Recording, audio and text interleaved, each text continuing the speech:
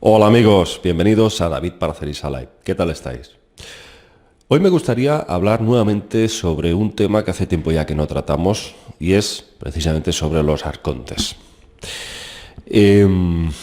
Como sabéis, el tema de los arcontes tiene su origen en los famosos textos gnósticos o también llamados los textos apócrifos.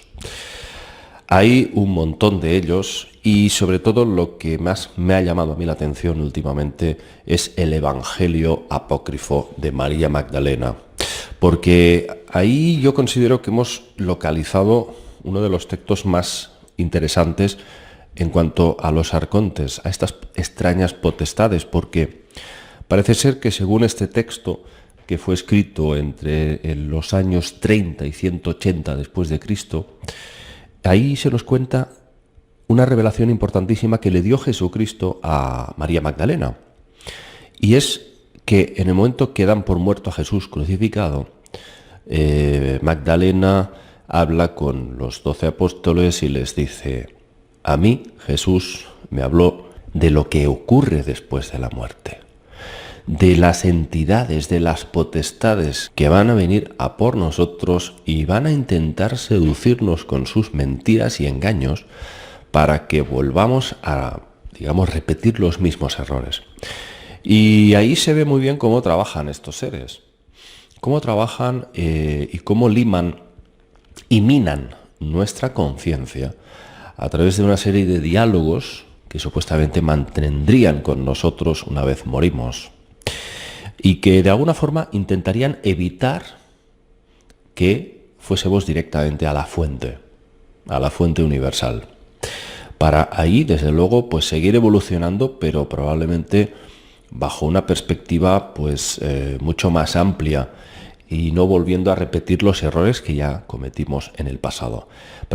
Parecería que estas entidades arcónticas estarían interesadas en, primeramente, minar nuestra autoestima, ¿no? En el Evangelio de María Magdalena dice que diversas de estas entidades lo que quieren es enojarnos, hacernos aflorar la ira, las bajas pasiones, las tentaciones que nos atan a la materia y sobre todo hacer que nos sintamos muy poquita cosa, que nos sintamos que no somos nada y que no somos merecedores de llegar a alcanzar una especie de gloria divina. Con lo cual, ahí lo que se intenta es que haya juicio en nosotros mismos, que nos autocastiguemos y sintamos la culpa de todo aquello que no hemos obrado correctamente.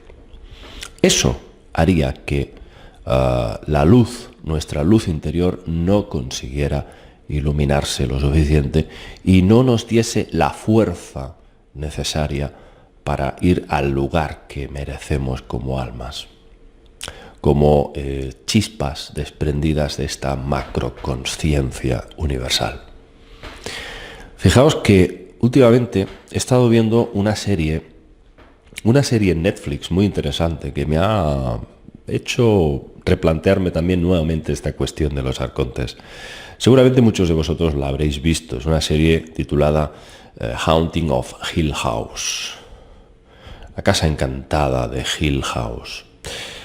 Protagonizada por Henry Thomas, el famoso niño de E.T., que desgraciadamente estuvo muy desaparecido durante muchos años este actor, debido a que, bueno, interpretó un papel tan grande que lo eclipsó de mayor, no tuvo manera de continuar con su carrera interpretativa, ¿no? Y este actor pues ha hecho un papel bastante interesante, hace de padre de una familia bastante numerosa, con muchos niños, y que se van a vivir a una mansión pues muy opulenta, pero también muy antigua, una mansión de más de 100 años, y ahí empiezan a ocurrir fenómenos extraños. Empiezan a verse rodeados de entidades, de apariciones constantes, de seres que se meten en tu mente y empiezan a inundarte de falsas realidades. Te convencen de una serie de cosas que tienes que hacer para el bien de tus hijos, imaginaos. Y la víctima, el blanco inicial de todo esto es la mujer del protagonista. A esta mujer le llegan a hacer un lavado de cerebro y le distorsionan la realidad y le hacen creer que todo es un sueño y que hay que despertar de ese sueño. Que sus hijos van a sufrir una serie de avatares en su vida y que la única forma de protegerlos es sesgando sus vidas, imaginaos. Que matarlos es despertar de ese sueño. La van manipulando.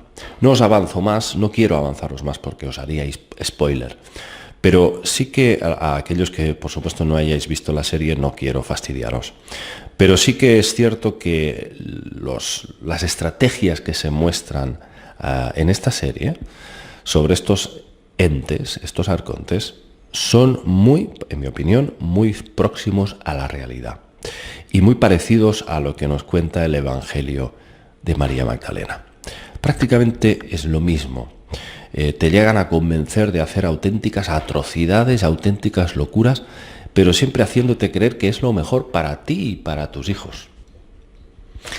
Y cuando uno ve eso se pregunta cuántos casos habrá en el mundo a diario de asesinatos, de personas que, como siempre vemos entrevistados a los vecinos, no, y sí, era muy buena persona, si parece que no podía matar ni una mosca, ¿cómo es posible que haya hecho esta tragedia, ¿no?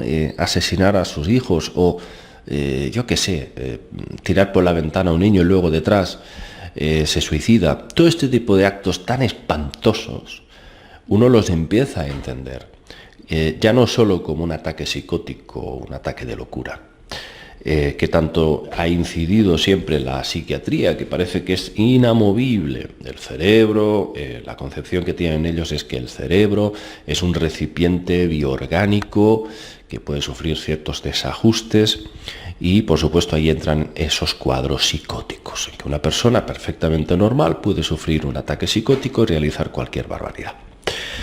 Ellos lo arreglan todo de esa manera, porque sencillamente no contemplan estas otras posibilidades que nos ofrece estos textos gnósticos que ya nos hablan de estas posesiones, de estos seres.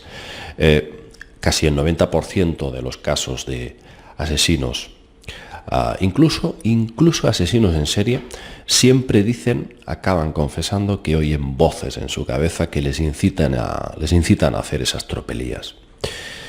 Algunos de estos casos llegan a decir que es Satanás mismo el que habla. Por supuesto, a estos seres no les cuesta nada hacerse pasar por Dios, la Virgen, Satanás o cualquier entidad bíblica. No les importa, por supuesto, adoptar cualquier rol para adaptarse a la mentalidad de esa persona.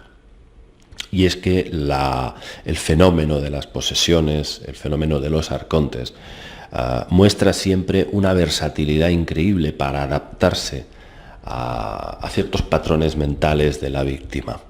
Tiene una gran capacidad camaleónica para transformarse y adaptarse a la mente de esa persona. Si esa persona tiene creencias musulmanas, católicas, protestantes, evangélicas, da igual, o testigos de Jehová, se va a adaptar esa mente diabólica a las creencias y concepciones de esa persona para hacerla convencer de lo que quiere para arruinarle la vida.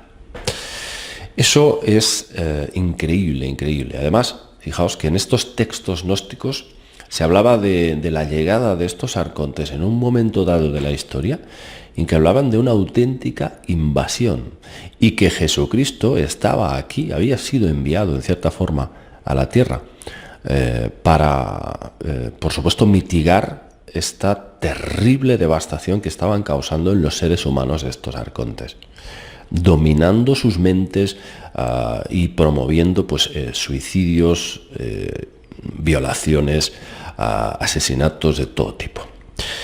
Como veis, el tema es muy amplio y ha habido a lo largo de la historia pues, muchos autores, incluso psiquiatras, psicólogos, que se han desmarcado de la norma oficial y han abierto sus mentes a estas otras posibilidades. Una de ellas fue la doctora Edith Fiore, autora del libro La posesión, de la que he hablado en diversas ocasiones. Y esa mujer, imaginaos, pues una doctora de una formación académica y que efectivamente reconocía que sus pacientes estaban efectivamente poseídos por entidades y realizaba a través de la hipnosis una especie de exorcismo psicológico para alejarlas de la persona. Ya os digo, no es un tema para cogerlo a broma, es inquietante todo esto.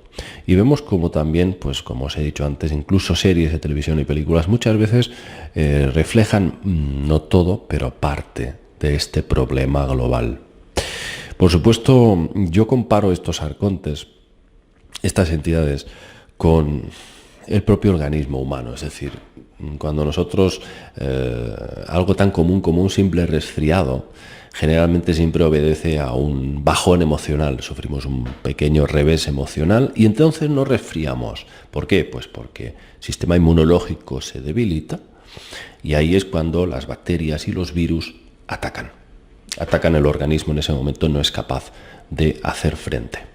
Eso es lo mismo, es exactamente lo mismo. Nosotros somos almas con un brillo, con una intensidad, y en un momento dado podemos tener una fractura en nuestro caparazón áurico que nos protege de las larvas astrales y de estas entidades, y en ese momento es cuando entran. Son exactamente igual a los virus, a las bacterias.